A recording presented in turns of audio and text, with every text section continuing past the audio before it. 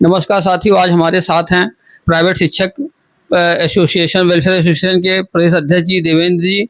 आइए इनसे हम बात करते हैं प्राइवेट शिक्षकों की क्या समस्याएं हैं और क्या उनके लिए क्या सरकार उनके लिए कर रही है, या सरकार ने जो अभी कैशलेस इलाज के लिए जो सुविधाएं टीचरों को दी है उसमें इनका क्या लाभ है, या प्राइवेट टीचरों को किन समस्याओं का सामना करना पड़ता है अपने जीवन यापन के लिए, जबकि ये गुणवत्ता परक शिक्षा प्राइवेट टीचर्स प्रोवाइड करा रहे हैं। स्कूल जो है प्राइवेट स्कूल बच्चों से मोटी फीस लेकर इनको क्या अपने नियमानुसार फीस मतलब इनकी वेतन दे रहे हैं कि नहीं दे रहे हैं। आइए इनसे जानते हैं। जी बताएं देवेंद्र जी, आप प्राइवेट से टीचर एसोसिएशन के प्रदेश अध्यक्ष हैं, तो इसमें क्या प्राइवेट शिक्षकों को जो प्राइवेट स्कूल क्या नियमानुसार वेतन दे रहे हैं कि नहीं दे रहे हैं? सबसे पहले नमस्ते, मैं धन्यवाद देना चाहता हूं जो मैं आमंत्रित किया अपने मंच पर। सबसे पहले आपने अभी बात की है गुणवत्ता की बात की, तो जैसे आप लोग जानते हैं, आप सभी के बच्चे पढ़ते होंगे, सरकारी स्कूल में कोई नहीं पढ़ाना चाहता है, चाहे वो डीएम साहब हों, चाहे सीएम के हों, चाहे पीएम हों, चाहे कोई जितने बड़े अधिकारी नेता हों, कोई भी अपने बच्चों को सरकारी स्कूल में नहीं पढ़ाना चाहता है। तो इससे प्रमाणित होता है कि प्राइवेट स्कूल टीचर की गुणवत्ता पढ़ाने में ज़्यादा अच्छी है, क्योंकि अगर सरकारी ज़्यादा अच्छी होती तो अपने बच्चों सरकारी पढ़ाते। अब बात आती है व्यवस्था की, तो मुझे लगता है 90% शिक्षा व्यवस्था प्राइवेट टीचर पर ही टिकी हुई है। सरकारी विद्यालय हैं लेकिन 90% लोग प्राइवेट स्कूल में पढ़ाना चाहते हैं। अभी एक आपने मुद्दा बनाया, शिक्षक दिवस पर एक कैशलेस इलाज की बात की थी योगी जी ने, बहुत अच्छी बात है। डबल सरकार है, जो चाहे कर लेंगे। मैं योगी जी को बहुत धन्यवाद देना चाहता हूँ, भाजपा सरकार को धन्यवाद देना चाहता हूँ इस चीज़ के लिए। लेकिन मुझे लगता है कि प्राइवेट शिक्षक भी कैशलेस इलाज के दायरे में आ सकते थे, क्योंकि वेतन भी इनका कम होता है, इनके पास सुविधाएं भी कुछ नहीं होती हैं, इनकी नौकरी पता नहीं होती कब चली जाए कब रहे। तो हमें लगता है अगर प्राइवेट स्कूल शिक्षकों को भी कैशलेस इलाज की व्यवस्था कर देते तो शिक्षक साथी आभारी रहते। मुझे लगता है लगभग 3 लाख प्राइवेट शिक्षक लगभग हैं उत्तर प्रदेश में, और ये 3 लाख जो शिक्षक हैं, ये वोटर पर भी बहुत फर्क पड़ता है इस पर। अगर 3 लाख शिक्षकों को सुविधा मिल जाती है तो मुझे लगता है अगर 5 लोग घर में होते हैं तो 15 लाख वोट हमारा कम से कम भाजपा को मिल जाता है, और शिक्षकों साथ भी इनका काफ़ी राहत मिलती, इन्हें इलाज में सुविधाएं मिल जाती। तो ऐसा नहीं किया। मेरा निवेदन है कि शायद मेरी बात सुनकर योगी जी ध्यान दें और प्राइवेट शिक्षकों को भी कैशलेस के दायरे में स्वास्थ्य में लेके आ जाएंगे। और बाकी शिक्षक विधायक का भी प्रावधान है। शिक्षक विधायक हैं, ये क्या आप लोग की आवाज़ को नहीं उठाते हैं? प्राइवेट जो शिक्षक हैं, शिक्षक को चुनाव जीत कर वो अपने काम करने लगते हैं। आपके विधायक भी हैं, शिक्षक विधायक हैं, हर क्षेत्र में शिक्षक विधायक भी चुनाव भी आने जा रहे हैं, तो उसके लिए क्या बोलते हैं कि आप क्या कहेंगे उसमें? सरकार ने जब विधान परिषद गठन किया, जब नियम बनाए गए, तो कुछ सोच के शिक्षक के लिए अलग से एक बनाया गया होगा कि शायद शिक्षक की आवाज़ को शिक्षक विधायक उठाएंगे। तो वर्तमान में हमारे बड़े भाई और हमारे एसोसिएशन के संरक्षक भी हैं, माननीय उमेश द्विवेदी जी, जो कि विधायक लखनऊ शिक्षक खंड से हैं, कुछ जगह विपक्ष के लोग भी हैं। लेकिन मुझे लगता है कि या तो प्रेशर से बात उठाई नहीं जा रही है, या फिर कहीं ना कहीं सरकार उस पर ध्यान नहीं दे रही है। उमेश द्विवेदी जी बहुत संघर्षशील व्यक्ति रहे हैं, उन्होंने भी इस प्राइवेट स्कूल में पढ़ाया है।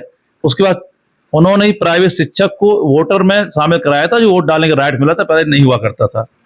लेकिन मुझे नहीं पता है कि ऐसा क्या कारण है कि जो हमारे विधायक जी इस ओर ध्यान नहीं दे पा रहे हैं, या ध्यान दे रहे हैं तो उनको कोई दबाव है कि इस ओर ना काम किया जाए, क्योंकि प्रबंधक बहुत हावी हैं। प्रबंधक जो है, स्कूल वाले प्रबंधक इतने हावी हैं जो सरकार पर हावी हैं। कहीं ना कहीं उनका प्रेशर इन पर हावी हो जाता है और सुविधा हम लोगों को नहीं मिल पाती हैं। प्राइवेट टीचर्स के लिए नियमावली बनी हुई है, सीबीएसई में बिल्कुल सरकार ने कह रखा है कि एनओसी दे रखी है कि जब तक सरकार की स्टेट गवर्नमेंट की सैलरी से बराबर सैलरी नहीं देंगे तो आपको मान्यता इसी बात दी जा रही है। अगर आप नहीं दे पाए इसको बंद कर दीजिए। तो ये मान्यता कैसे दी जा रही है? क्या सरकार के नियमों को ये नहीं मान रहे हैं क्या? सरकार ने कह रखा है एनओसी हम दे रहे हैं आपको, जो शर्तें आपको माननी पड़ेंगी। अब शर्तें वो नहीं मानते हैं। शिक्षक क्या है, प्राइवेट शिक्षक की हिम्मत नहीं होती शिकायत कर पाए। सरकार कहती है शिकायत करो तब करेंगे, अगर एक दो लोग शिकायत करने का प्रयास करते हैं तो उन्हें दबा दिया जाता है। शिक्षा विभाग मिला हुआ रहता है, बाद में इतनी जांच करता है, 2-4-6 महीने शिक्षक परेशान रहता है, या शिक्षक खुद छोड़ देता है डर के मारे, या उसको निकाल दिया जाता है।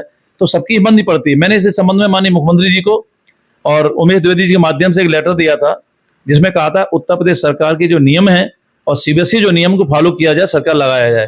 तो माननीय उमेश द्विवेदी जी ने पिछले 2024 में जुलाई में मुख्यमंत्री को लेटर दिया था, जिस पर आदेश हुआ कि सरकार को सीबीएसई हो चाहे यूपी बोर्ड हो, सारे नियम स्कूलों को मानने पड़ेंगे। लेकिन उसके बाद मुझे लगता है कोई कार्रवाई नहीं हुई। फिर मैंने पुनः मुख्यमंत्री जी को लेटर दिया। उसके बाद फिर एक आदेश आया जिसमें सुरेंद्र तिवारी जी जो हैं निदेशक महोदय ने फिर आदेश किया, डीआईएस को किया और सभी उत्तर प्रदेश डीआईएस को किया। उसके बाद भी मुझे लगता है कोई ऐसा नजर नहीं आया कार्रवाई हो रही। मैं माननीय राजनाथ सिंह रक्षा मंत्री जी के पास दिल्ली गया, मैं स्वयं मिला, मैंने उनको लेटर दिया। उसके बाद उन्होंने एक लेटर भेजा राज्य सरकार को, प्रमुख सचिव साहब को भेजा, संजय प्रसाद जी को, उन्होंने लेटर भेजा। तो एक रिपोर्ट अभी लगाई है, 9 सितंबर को लगाई गई रिपोर्ट। उसमें लिखा है कि पहले से ही हम एक आदेश कर चुके हैं कि प्राइवेट स्कूलों को चाहे यूपी बोर्ड हो चाहे सीबीएसई बोर्ड हो, सरकार द्वारा बनाए गए नियमों को मानना पड़ेगा। लेकिन मुझे ऐसा लग नहीं रहा कि अभी इस पर कोई कार्रवाई हो पा रही है, क्योंकि आर्डर तो हो गया है, मेरे पास सारे प्रमाण हैं। लेकिन जब तक सरकार आर्डर करने के बाद कोई कमेटी गठन नहीं करेगी, कमेटी जांच नहीं करेगी, तब तक स्कूल वाले भी मनमानी करते रहेंगे और शिक्षकों का शोषण ऐसा ही होता रहेगा जैसा चला आ रहा है। शिक्षा को शोषण, आर्थिक हो चाहे मानसिक हो, शोषण हो रहा है। यूपी बोर्ड के स्कूल सैलरी अकाउंट देते नहीं है, जब भी कहा गया अकाउंट दीजिए। कई ऐसे स्कूल, मेरी बात उनसे भी हुई, लेकिन टाल मटोल करते रहते हैं।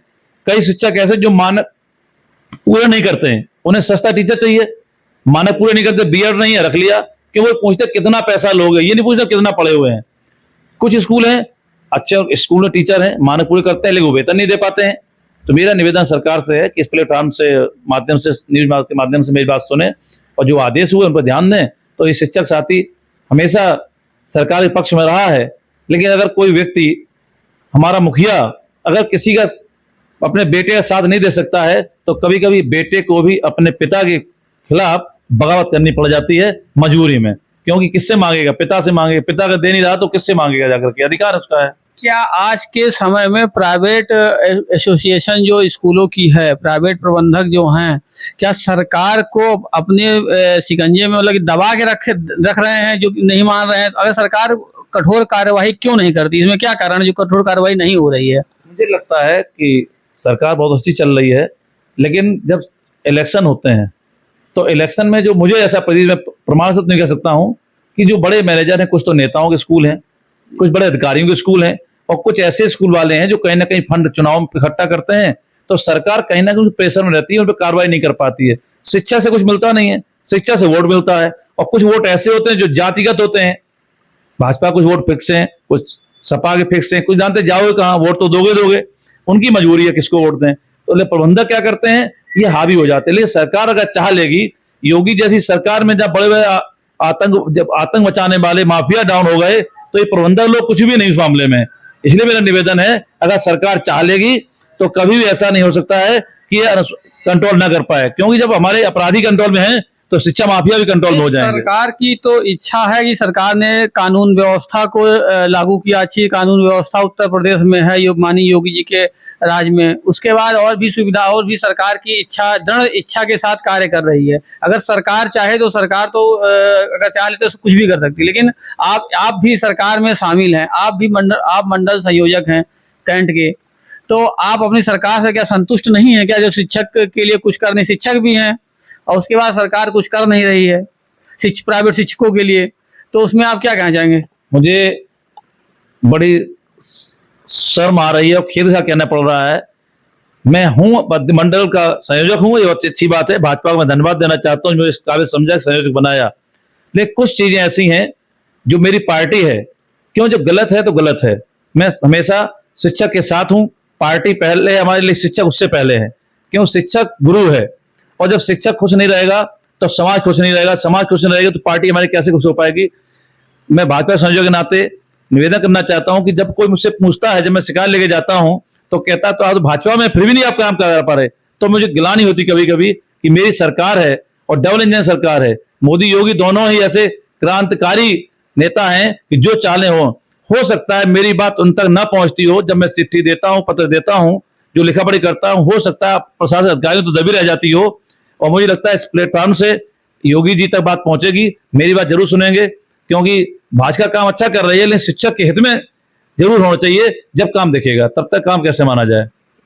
नहीं, सरकार योगी सरकार जो है कार्य तो कर रही है, लेकिन इसके अलावा आपने कभी शिक्षा विभाग में क्या सीबीएसई को कभी कोई पत्र लिखा, इसकी शिकायत के लिए कभी लिखा पत्र? आप एसोसिएशन ने आप कभी पत्र लिखा? नहीं, मेरी एसोसिएशन ने माननीय मुख्यमंत्री जी को लिखा, जैसा मैंने पहले बताया आपको, संजय प्रसाद जी के माध्यम से पत्र गए थे। सीबीएसई को पत्र लिखा है। सीबीएसई को भी लेटर मैंने लिखे 2 बार, लेकिन सीबीएसई ने फिर टाल मोड़ करके लेटर कि आप प्रमाण दीजिए कि सैलरी मिलती। तो मैंने कहा उनसे प्रमाण मैं कहां से ला सकता हूं, आप जांच करने आइए, मैं प्रमाण, मेरे पास ऐसे कोई नहीं, प्रमाण अगर सैलरी खाते में मिल रही तो वो प्रमाण है। अगर सैलरी खाते में नहीं दे रहे हैं तो इसका मतलब वो गलत हो रहा है, कहीं ना कहीं तो गलत हो रहा है ना। किसी 1 या 2 शिक्षक की तो सैलरी का पासबुक दी जा सकती है, लेकिन हर एक शिक्षक इतना हिम्मत वाला नहीं होता है कि अपने पासबुक की सैलरी की पासबुक दे सके। क्यों? जानता है अगर कोई कागज चला गया तो मुझे नौकरी से निकाल दिया जाएगा। मैंने सरकार को लिख के दिया था, दिल्ली से लेटर आया था कि आप प्रमाण दीजिए। मैंने कहा सर आपके पास सारे प्रमाण हैं, आप जांच करने आइए, स्कूल से मांगिए कि आप सैलरी कैसे देते हैं। आपको जांच में कोई प्रमाण लेना आसान होगा, एक शिक्षक को किसी भी चीज का प्रमाण लेना आसान नहीं होगा। वो स्वयं का तो ले सकता है, नहीं सभी पूरे स्कूल का प्रमाण लेना एक शिक्षक के लिए आसान नहीं होगा, ना एसोसिएशन के लिए आसान होगा। जबकि सरकार चाहेगी तो जांच कमेटी बैठा दे, सारे डॉक्यूमेंट मांग सकती है और सारी डिटेल चेक कर सकती है, पीएफ से लेकर ईएसआई तक। कई बार तो ऐसा होता है 4th क्लास कर्मचारियों को तो 10 से 12 हजार सैलरी देते हैं, 12 घंटे काम कराते हैं, कोई ओवर टाइम नहीं देते हैं, टीचर को भी ओवर टाइम नहीं देते हैं, सरकारी छुट्टी मुला लिया जाता है। इतना शोषण है कि टीचर, अब का टीचर आने वाली पीढ़ी से कहता है कि बेटा सब कुछ करना लेकिन प्राइवेट स्कूल टीचर न बनना। ये हालत होगी, टीचर बनने को टीचर बना करता है बच्चों से, ये बहुत शर्म वाली बात है, जबकि सबसे अच्छी पद टीचर का होता है।